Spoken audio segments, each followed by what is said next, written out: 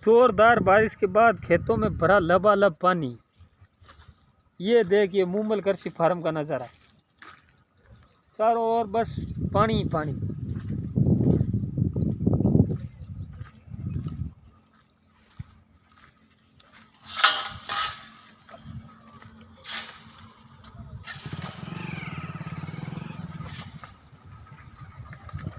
बैठो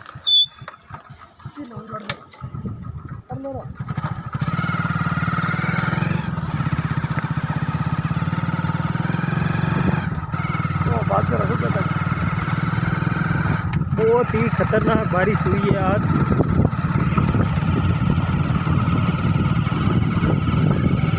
अल्लाह